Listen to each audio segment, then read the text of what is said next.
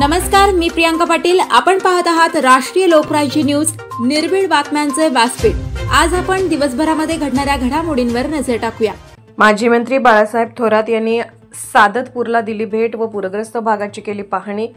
संगमनेर तालुक्यातील सादतपूर गावात आज निसर्गाने रौद्ररूप धारण केले। बोरसे वस्तीतील अनेक घरांमध्ये पाणी शिरले। डोळ्यादेखत झालेले हे नुकसान पाहून इथल्या मायबाप नागरिकांच्या काळजाला पीळ पडला। मात्र या संकटाच्या क्षणी लोकनेते बाळासाहेब थोरात यांनी आपल्या संवेदनशील नेतृत्वाचा खरा परिचय करून दिला। ते केवळ एका नेत्यासारखे वागले नाहीत, तर एका कुटुंब प्रमुखाच्या भूमिकेत उतरले। पहाटेपासूनच थोरात साहेब या परिस्थितीवर लक्ष ठेवून होते।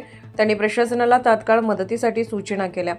बाळासाहेब थोरात यांच्या एका हाकेवर कार्यकर्ते सकाळपासूनच सादतपूर येथे तळ ठोकून मदतीसाठी तत्पर झाले। कारखान्याचे संचालक इंद्रजित थोरात यांनीही सकाळीच गावात धाव घेतली आणि ग्रामस्थांशी संवाद केला, त्यांना धीर दिला। आज थोरात साहेबांनीही सादतपूरला भेट दिली आणि पूरग्रस्त भागाची पाहणी केली। संकटात सापडलेल्या कुटुंबांना आधाराचा हात देत त्यांनी कार्यकर्त्यांना आणि प्रशासनाला केवळ सूचना दिल्या नाहीत, तर दुःखाच्या क्षणी एकजुटीने उभे राहण्याचे आवाहन केले। इतकेच नव्हे तर त्यांनी सहकारी संस्थांच्या संपूर्ण यंत्रणेला सतर्क राहण्याचा आदेश दिला। सादतपूरच्या या संकटावर राजकीय सांत्वन नव्हे, तर मायेचा आधार देण्याचे काम थोरात साहेबांनी केले, ज्यामुळे माणुसकीचा ओलावा अजूनही जिवंत आहे याची ग्वाही मिळाली। राष्ट्रीय लोकराज्य न्यूज नेटवर्क, संगमनेर।